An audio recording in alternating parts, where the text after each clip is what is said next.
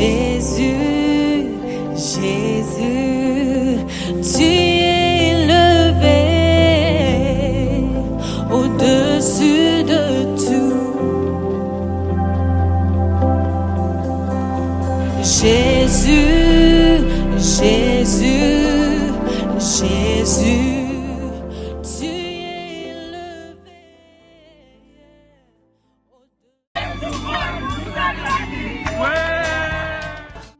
Éternel notre Dieu, nous voici encore. Nos âmes ont soif de ta parole. Que ton Esprit Saint nous parle encore ce soir. Que ton Esprit Saint nous enseigne encore, Seigneur. Viens, Saint-Esprit, et parle encore à tes enfants ce soir. Parle-nous encore, Saint-Esprit. Nous savons que tu es déjà là et nous voulons que tu nous rendes ministère. Nous voulons que tu nous parles au nom puissant de Jésus. À toi soit l'honneur, à toi soit la gloire, au nom puissant de Jésus-Christ. Amen. 1 Chronique, chapitre 4, le verset 9 à 10. Et c'est un texte qui nous est déjà familier. Bien-aimé, j'ai déjà prêché plusieurs fois sur Jabet. Dans notre version, on va dire Yabet. Mais dans ma version, c'est Jabet. Donc, je vais utiliser le nom Jabet. J'ai prêché plusieurs fois sur Jabet, mais à chaque fois, quand je retombe sur ce texte, quand je fais encore une étude profonde sur Jabet, Dieu m'enseigne encore plusieurs choses. Et pendant que je lisais ce texte, le Seigneur m'a encore interpellé au travers de Jabet. Et laissez-moi vous dire, s'il y a un message que Dieu est en train de donner à l'Église, cela fait déjà quelques mois, c'est la prière. Ceux qui étaient ici le lundi, l'atmosphère était dégagée. Lundi, on a prié vraiment de manière... C'était autre chose lundi. On n'était pas nombreux, mais l'atmosphère était dégagée. Parce que Dieu se manifeste dans la prière. Dieu agit lorsque son peuple prie. Et je voudrais t'encourager que tu puisses comprendre profondément le secret de la prière. La prière, c'est la clé d'une vie spirituelle normale.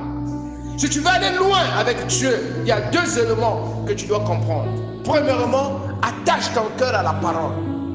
Médite, lis, relis encore la parole de Dieu sans se lasser. Ne sois pas satisfait de la parole. Même Matthieu 7,7 que tu connais là, réétudie encore cela. Que signifie demander? Que signifie chercher? Que signifie frapper?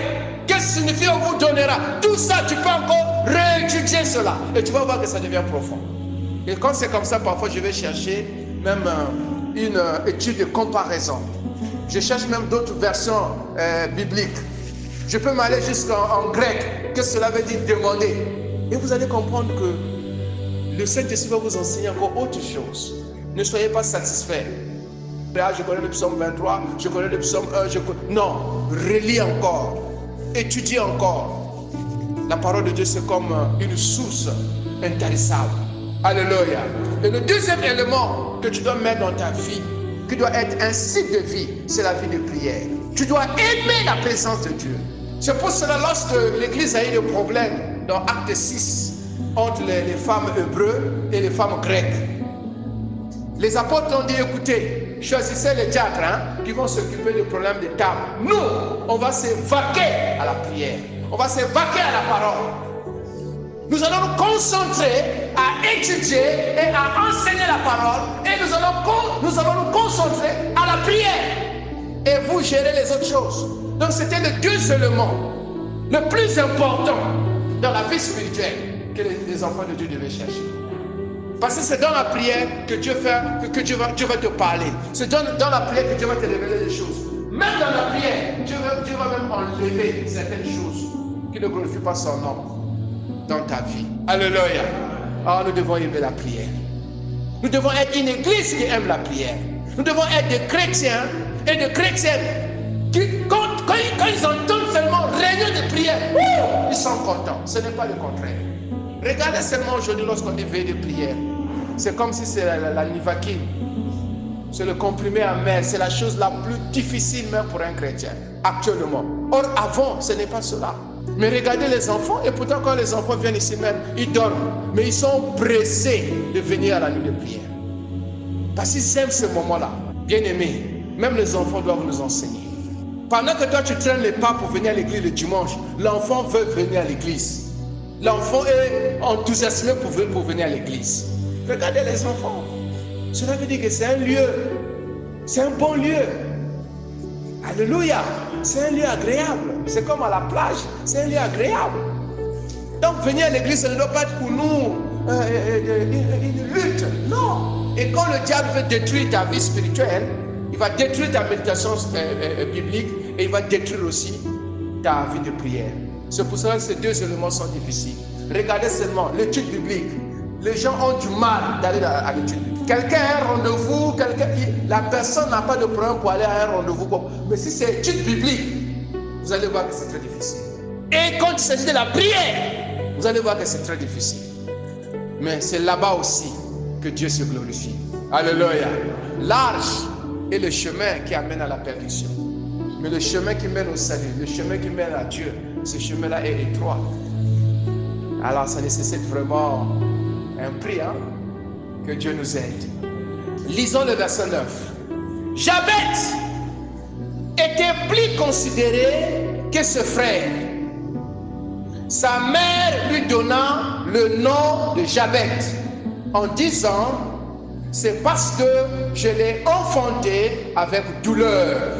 Jabet invoqua le Dieu d'Israël en disant, si tu me bénis et que tu étendes mes limites, si ta main est avec moi et si tu me préserves du malheur, en sorte que je ne sois pas dans la souffrance. Et Dieu accorda ce qu'il avait demandé. Que Dieu bénisse sa parole. Donc je l'ai dit dès le début que nous avons déjà entendu plusieurs prédications sur Jabet et nous-mêmes aussi nous avons lu ce texte tant de fois. Mais ce soir le Seigneur voulait un peu nous parler au travers de ce garçon qui s'appelait Jabet. Donc Jabet était un garçon comme tout autre qui était chez ses parents, chez sa maman. On n'a pas parlé de son père, on a parlé de sa mère.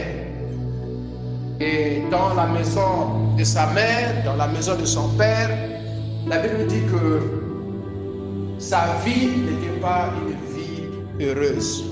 Jabet va constater que son nom le suivait.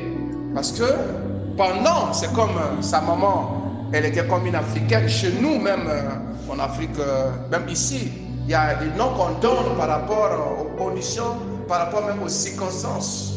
Donc quand sa maman l'a eu avec beaucoup de difficultés. Peut-être qu'elle devait même mourir le jour de l'accouchement. Je ne sais pas ce que la maman a vécu. Finalement, la maman ou bien les parents vont décider à lui donner du nom Jabet, qui veut dire souffrance, qui veut dire difficulté, qui veut dire misère, qui veut dire peine, qui veut même dire tristesse. Bon, imagine, si on t'appelle misère, viens, difficulté, Kaifi, Jafé, Kaifi, son, Kaifi. C'est ton nom, hein? Difficulté, viens, misère, viens. Bon, ils étaient habitués à cela.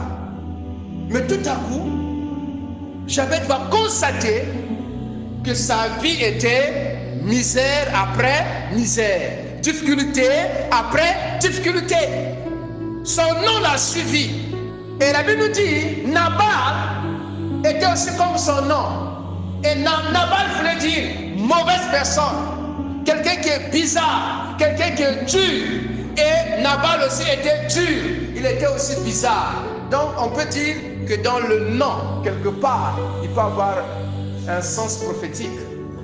Donc pour nous les parents, faisons attention au nom qu'on donne aux enfants. On doit prier, on doit demander même si c'est un nom biblique, cherche même à savoir qu'est-ce que ce nom veut dire. Alléluia. Et Jabet va constater cela. Si tu as déjà un nom, que la signification n'est pas mauvaise, n'est pas bonne, tu peux prier pour ça. Tu cela. Bon, je sais qu'il y a des gens qui changent les noms, mais moi je ne veux pas te conseiller d'aller au tribunal et tout ça. La Bible dit que tout est sanctifié par la parole. Tu proclames que bon, maintenant, au nom de Jésus, tout le contenu de ce nom-là n'a plus d'effet dans ma vie, au nom puissant de Jésus. Parfois même, on t'a donné un nom d'un homonyme. Au Sénégal, on dit Badjan. Parfois, on te donne un nom d'un homonyme. Mais si tu vas te rendre compte, parfois, ta vie peut être le reflet de ton homonyme. Tu dois prier pour ça. C'est pour ça que même dans la délivrance, même dans le brisement de liens, on prie pour des choses comme cela. Parce que Dieu nous révèle cela. J'ai connu quelqu'un, son père lui a donné le nom de sa tante. Mais sa vie, c'est le reflet de la vie de sa tante. Tout ce que sa tante a vécu, c'est ce qu'elle est en train de vivre. Et je connais aussi une autre personne. Elle portait le nom de son oncle. Et son oncle était toujours maladif. Son oncle était... Et lui aussi, c'est comme si, elle aussi, c'est comme si c'était la même vie. Faisons attention avec les noms. Bref, quand Jabez a constaté cela, il a dit non, il faut que je fasse quelque chose. Qu'est-ce que je dois faire pour sortir de cette situation? Qu'est-ce qu'il faut? Je ne peux pas laisser ma vie se dépérir comme cela. Je ne peux pas laisser ma vie dans cette situation. Et quelqu'un même m'a dit, certainement il était même déprimé. Il était dans la dépression à cause de difficultés. Il ne pouvait plus à cause de la souffrance. S'il était un païen qui ne connaissait pas Dieu, peut-être qu'il voulait même chercher à se suicider. Parce que ceux qui ne connaissent pas Dieu, ils sont désespérés. Mais nous avons un Dieu. Alléluia. On ne peut pas être désespéré. Non. L'espérance est avec nous. Alléluia. Jabez connaissait qu'il y avait un Dieu. Certainement aussi, il priait ce Dieu-là. Ce soir, je vais te dire, mon frère et ma soeur, écoute-moi bien. Il y a prié et prié. Il y a prié et prié. Anne, lorsqu'elle partait à Silo avec Elkana, son mari, elle priait aussi.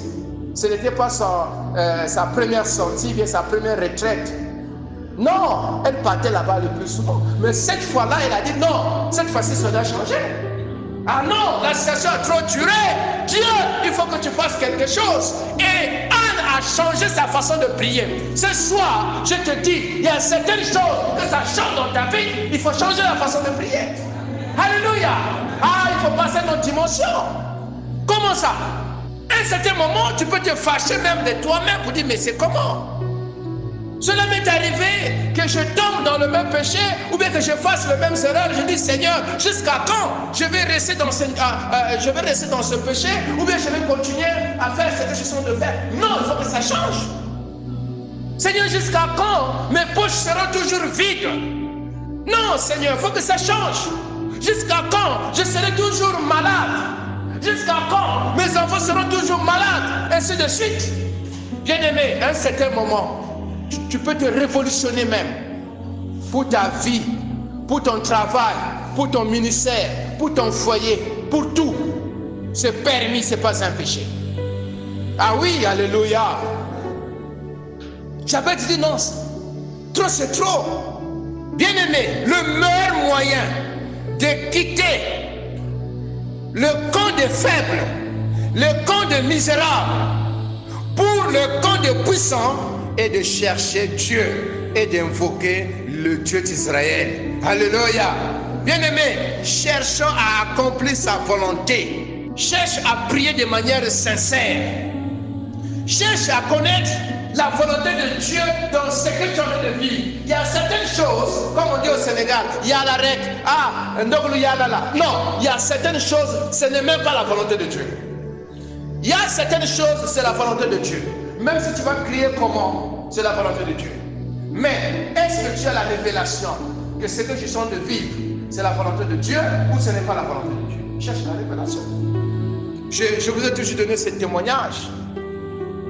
À un certain moment, quand le Seigneur m'a appelé, le Seigneur m'avait dit clairement que oublie tout ce qui est mariage. J'avais 29 ans. Mais après, quand j'ai 35 ans, j'ai dit, mais Seigneur, je dois quand même me marier maintenant. Je dois me marier. 36 ans, il n'y a pas le mariage. 37 ans, il n'y a pas le mariage. Je dis, ah non, Seigneur, je dois savoir, est-ce que c'est ta volonté ou c'est pas ta volonté parce que comment ça? Ça commence à tarder, ça traîne.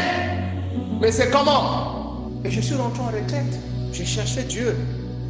Je n'ai pas demandé à Dieu, Dieu donne-moi une femme. Non, ce n'était pas ça mon sujet de prière. Seigneur, quelle est ta volonté par rapport à ma situation? Mais quand je suis allé dans la présence de Dieu, Dieu m'a dit non. En fait, toutes les sœurs que tu vois là, personne, elle n'est pas dedans. J'ai préparé une sœur pour toi, mais d'ici là, elle sera là. Alléluia. Et c'est fini.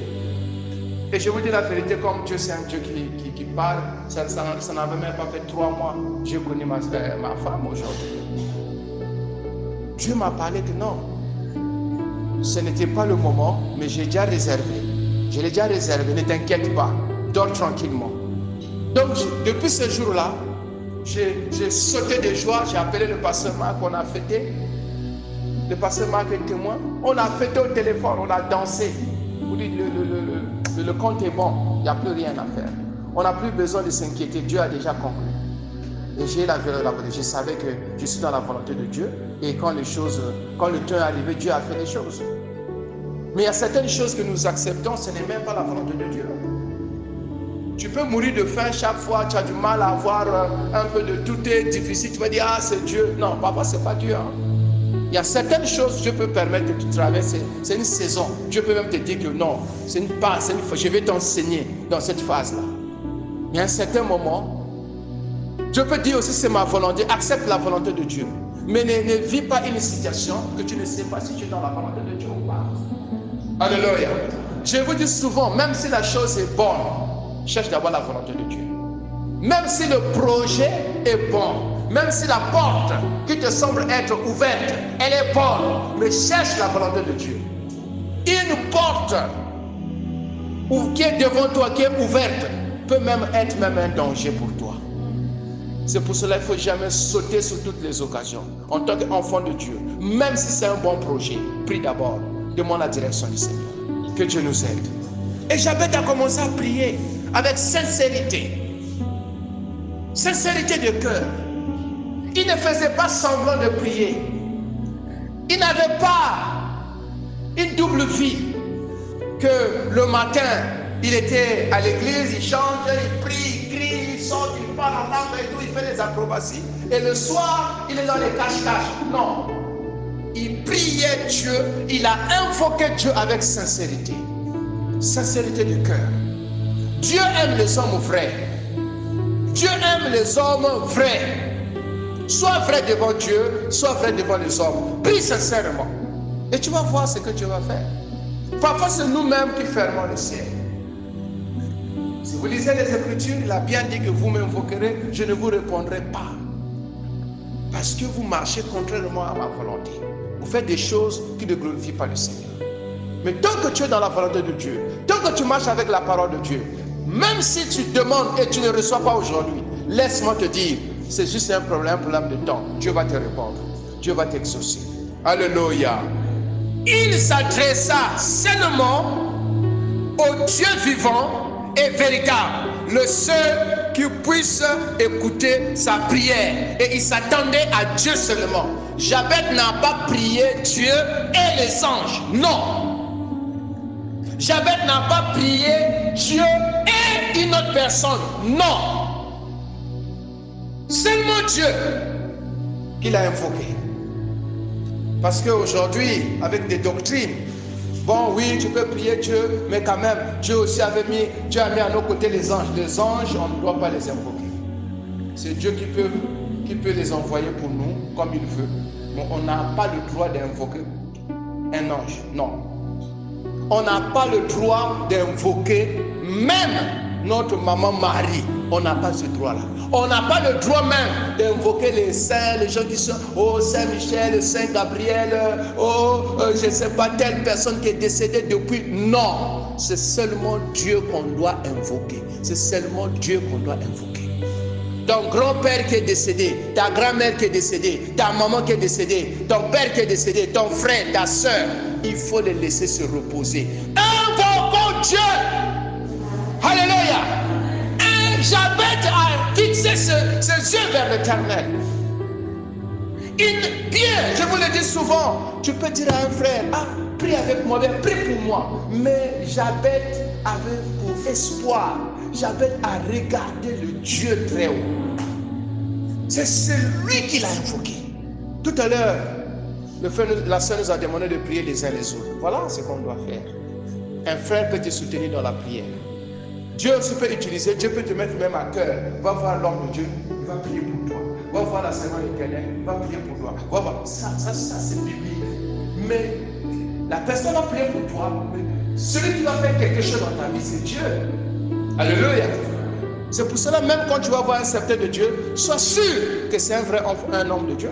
Parce qu'il y a des hommes de Dieu qui peuvent se dire hommes de Dieu, mais en bas, c'est autre chose. Que Dieu nous aide.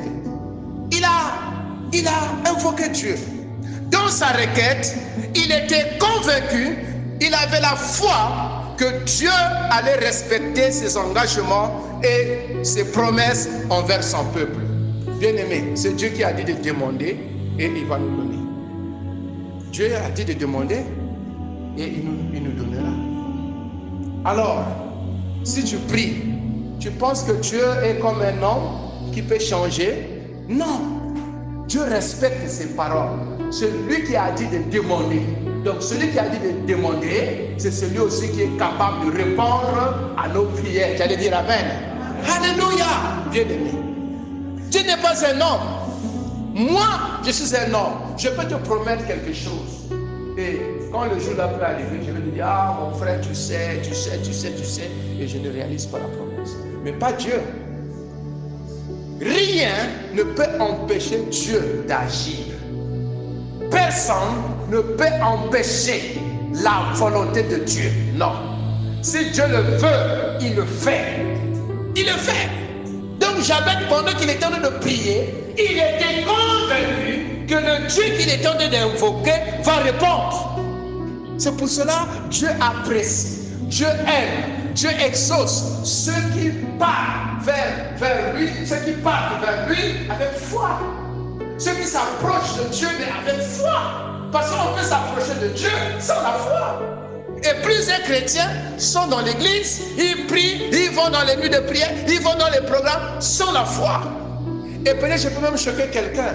Parfois même certaines prières sont chargées. Ça veut dire tu vas prier longtemps. Parfois c'est juste le fruit de l'incrédulité. C'est une prière qui pouvait se faire en 1 minute. C'est une prière qui pouvait se faire en 5 minutes. Mais comme tu es incrédule, tu penses que pour que Dieu puisse t'exaucer, tu dois faire 3 heures, 4 heures de temps, 5 heures de temps pour que Dieu t'écoute. Non. Moi, si je fais 2 heures de temps dans la prière, c'est l'intercession. Je ne prie pas pour moi-même. Si je veux faire une nuit de prière, c'est pour adorer. Une nuit de prière, c'est pour intercéder. Sinon, une nuit de prière pour quel sujet? Si j'ai 2 ou 3 sujets, donc c'est 2 ou 3 sujets-là que je vais faire la nuit de prière. Non. Dieu n'est pas aussi dur que ça. Dieu n'est pas comme nos pères. Non. Hein? Parce que plusieurs personnes pensent que Dieu, comme c'est un homme, souvent il est au masculin. Donc, il est le père, comme on dit, il est notre père. Donc, il est comme papa. Il est un peu dur comme les pères. Non. C'est pour cela que certaines personnes veulent même s'attacher vers maman pour dire, bon, maman, au moins, elle peut. Non. Dieu n'est pas comme ça. Dieu est bon. Il est miséricordieux. Il écoute nos prières. Nous pouvons prier. Tu peux prier et Dieu peut t'écouter. Oh, tu allais dire Amen. Alléluia. Jabez ne s'est pas confié à sa propre force. Il a résolu délibérément de se consacrer entièrement à Dieu. Madame Biaï, que Dieu te bénisse. Il ne t'appuie pas sur ta force. Ne t'appuie pas sur tes capacités. Nous n'avons pas de capacité, mes amis, d'obéir même à Dieu. Nous n'avons pas de ces capacités. Je ne sais pas toi, si tu as les capacités, mais moi personnellement, je n'ai même pas les capacités de vivre une vie de sainteté. Si seulement par ma propre force, je serais pire même qu'un païen. Alléluia. Il y a des péchés, je ne sais pas comment j'ai fait pour me détacher de ces péchés-là. Si tu me demandes, je te dirai, je ne sais pas. Ça, c'est le travail de Dieu. Ne compte pas sur ta force. Ne compte pas sur ton salaire. Ne compte pas sur ton salaire. Compte sur Dieu. C'est Dieu qui pourvoit. Compte sur Dieu, bien-aimé. Ne compte pas sur ton salaire. Ne compte pas sur tes forces. Compte sur Dieu. Même devant les luttes que tu as, compte sur Dieu. Si tu es sous traitement, les médicaments peuvent te soulager. Les médecins peuvent te traiter. Mais c'est Dieu qui donne la vraie guérison. Si Dieu ne décide pas de te guérir, tu vas finir les médicaments à la pharmacie, tu ne seras pas guéri. Mais si tu dis, Seigneur, toi tu es capable de me guérir, il va te toucher, il va te guérir. Si tu vas à l'hôpital, on te dira que tu n'es plus malade. Alléluia. Comptons sur lui. Pour tes défis, compte sur Dieu. Pour tes problèmes, compte sur Dieu. Pour tes enfants, compte sur Dieu. Alléluia. Jabez va dire, Éternel, si tu me bénis, si tu me gardes, en d'autres termes, que ta volonté soit faite, que ta volonté s'accomplisse, je serai soumis à tes ordonnances et je serai tout entier à ton service. Parce qu'il a dit si, c'était au conditionnel. Ça veut dire Seigneur, si c'est là, si c'est ta volonté. Donc, tout ce que j'avais demandé, il cherchait dans tous ces sujets qu'il y ait la volonté de Dieu. Seigneur, si c'est ta volonté. Et quand ce n'est pas la volonté de Dieu aussi, loue Dieu. Ne sois pas triste, ne dis pas, bon, oh vraiment Dieu, Dieu vraiment, je suis triste, ça fait tant d'années, je demande. Hey, j'ai connu une maman ici, dans cette nation. Elle arrive à 60 ans d'âge comme ça. Elle va se marier. La maman dit, hey, je suis béni, oh Dieu là, Dieu ne dort pas. Oh. Voilà le mariage que j'ai cherché depuis là. Enfin. Et ils ont fait les choses vite pour se marier, tout. Quelque part, moi je pouvais dire, est-ce que la maman là a cherché la volonté de Dieu? Ou bien elle a juste sauté sur l'occasion. Bon, à son âge, elle saisit l'occasion quand même. Parfois il faut sauter sur les occasions. À 60 ans, si tu fais encore le malin, qui va te prendre encore. Donc laisse-moi prendre seulement le monsieur là. Ils ont célébré le mariage, ils ont tout fait. 1 année, 2 ans, la maman est morte. Alléluia. La maman est morte. Parce que cette relation-là l'a conduit dans une situation de dépression, dans une situation difficile. Donc, elle était plus heureuse en tant que célibataire que quand elle est rentrée dans le mariage. Toutes les portes ne sont pas les portes que Dieu a ouvertes. Alléluia. Faisons attention. Faisons attention. Cherchons toujours la volonté de Dieu. Même dans le ministère. Même si le ministère semble être bon. C'est un bon ministère. Mais est-ce que c'est ce que Dieu me demande de faire? Ou c'est ce que moi je veux faire? Je dois demander la volonté de Dieu.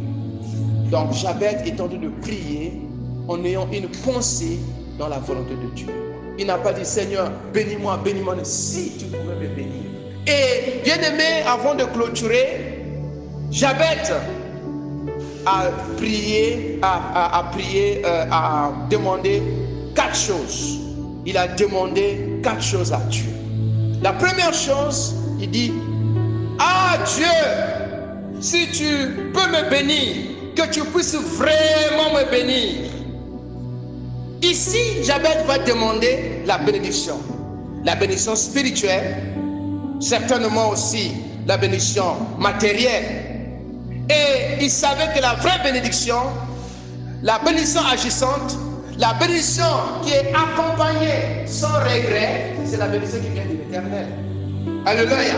Et il a prié ardemment. Il a dit, oh Dieu, si tu pouvais me bénir, si tu pouvais me bénir, veuille me bénir abondamment. Seigneur, bénis-moi. Tu peux demander la bénédiction, même la bénédiction spirituelle. Comme nous l'avons dit dans les dons, tu peux demander à Dieu, Seigneur, bénis mon ministère. Bénis, Seigneur, ce que je suis en train de faire. Seigneur, bénis-moi spirituellement parlant. Seigneur, bénis ma vie. On peut demander cela à Dieu.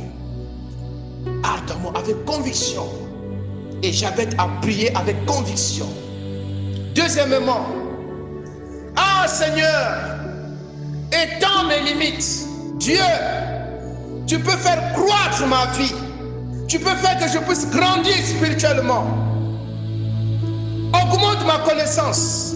Augmente mon onction. Permets que je puisse rentrer dans ma terre promise. Permets que je rentre dans la gloire de mon ministère. Permets, Seigneur Dieu, que je puisse exceller dans tout ce que je suis en train de faire. Tu peux demander cela à Dieu. Dieu peut bénir tes business. Tu allais dire amen. Dieu peut bénir ton travail. Dieu peut te donner la promotion. Dieu peut te donner la sagesse, l'intelligence pour être parmi les meilleurs de ta classe. Ah oui, notre Dieu, c'est un Dieu de progrès. Et hier, je lisais le livre de Jean. Il parlait grâce pour grâce. Dieu peut t'amener à un autre niveau. Dieu ne veut pas seulement que tu sois au niveau là où tu es. Depuis que vous êtes mariés, il n'y a pas de progrès dans le mariage. Non, Dieu veut que vous puissiez progresser. Ah oui, depuis que tu travailles, tu n'as rien fait avec ton salaire. Dieu veut que tu puisses progresser, que tu puisses réaliser des choses. Oui, Dieu veut qu'on avance, même en tant qu'église. Dieu veut qu'on puisse croître spirituellement et même numériquement. Oui, c'est la volonté de Dieu. Alléluia. Oui, tu peux prier, Seigneur, amène-moi à un autre niveau. Dieu, Jésus a dit, allons de l'autre côté. Allons de l'autre côté. La mission n'est pas encore finie. Seigneur, je veux encore plus que cela. Si dans le ministère, le Seigneur a permis que tu puisses gagner 5 âmes, prie que Dieu te donne encore 10. Prie encore pour 20 âmes. Prie encore pour 50. Prie pour 100. Prie pour 200, pour 1000. Nous devons avoir de grandes visions pour la gloire de Dieu. Alléluia. Seigneur, élargis encore ma tente, élargis mes affaires. Fais que je puisse progresser. Donne le succès à mes enfants. Seigneur, fais croître tout ce que je suis en train de faire. Troisième point, que ta main soit sur moi. Que ta protection soit sur moi. Tu es la source. Tu es ma force. J'ai besoin de toi. J'ai besoin de ta présence. Et j'ai besoin de ta protection. C'est le Seigneur qui nous protège. C'est le Seigneur qui peut nous délivrer de quoi que ce soit. Et de qui que ce soit. C'est pour cela qu'on a besoin de sa présence.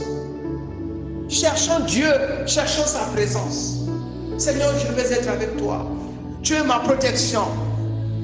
Tu es celui qui me guérit. Tu es celui qui me protège. Tu es celui qui combat pour moi. C'est pour cela, dans le psaume 4, il pouvait dire que j'aimerais que quelqu'un puisse lire le psaume 4. J'aime ce psaume, le verset 8. Dieu est notre sécurité. C'est pour cela que les enfants de Dieu ne doivent plus avoir peur des petits démons là. Non. Peur des petits sorciers. Non. Il dit ceci. Je commence à parler du verset 6. Le psaume 4. J'aime ce psaume. Non, prenons le verset 8 à 9. Tu mets dans mon cœur plus de joie qu'ils n'en ont.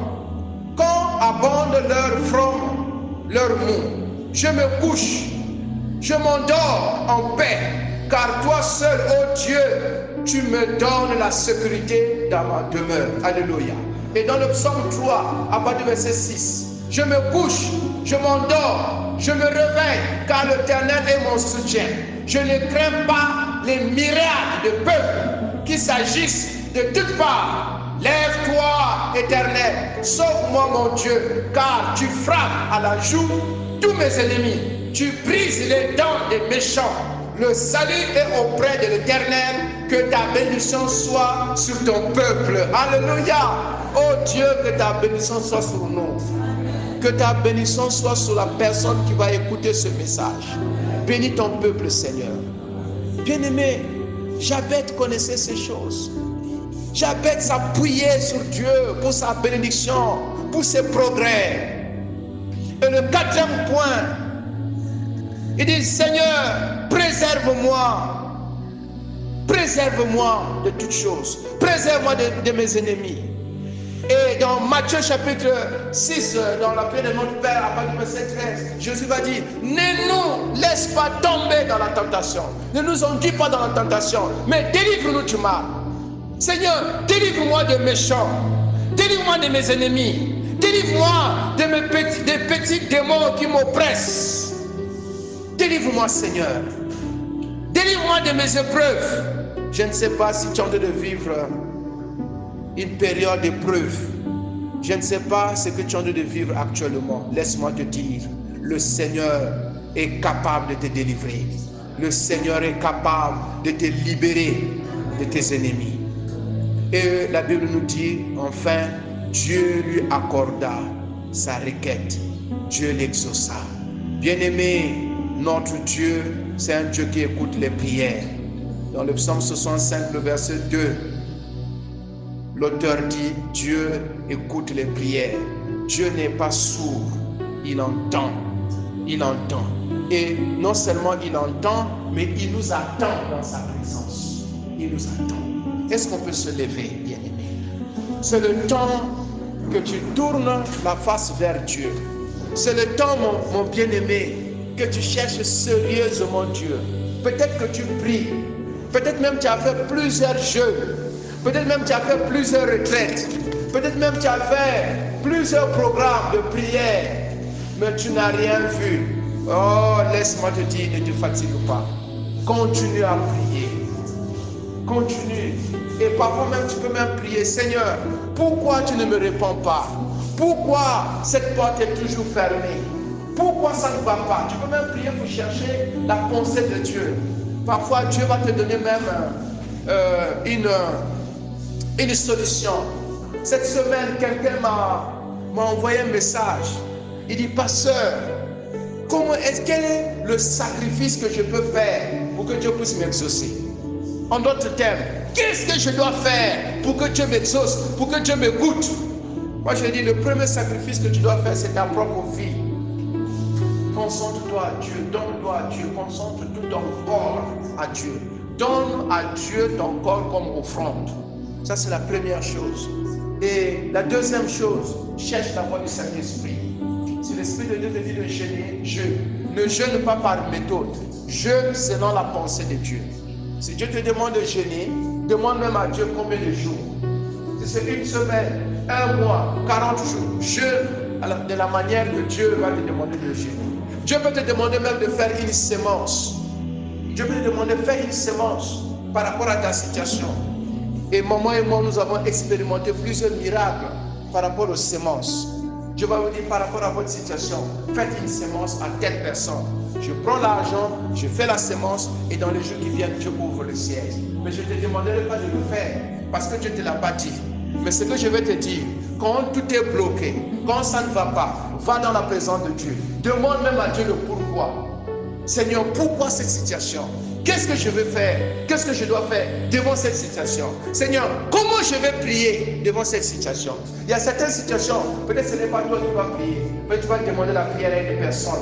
Et c'est cette personne-là qui va prier pour toi. Donc nous ne savons pas comment Dieu peut le faire. Mais ici, Dieu nous demande de chercher sa face. Dieu nous demande d'aller dans sa présence, d'invoquer son nom, de prier sérieusement. Et je vous assure, et j'ai la conviction que Dieu va se glorifier. Et Dieu va écouter. Alors, commençons maintenant à prier au nom de Jésus. Jésus, Jésus.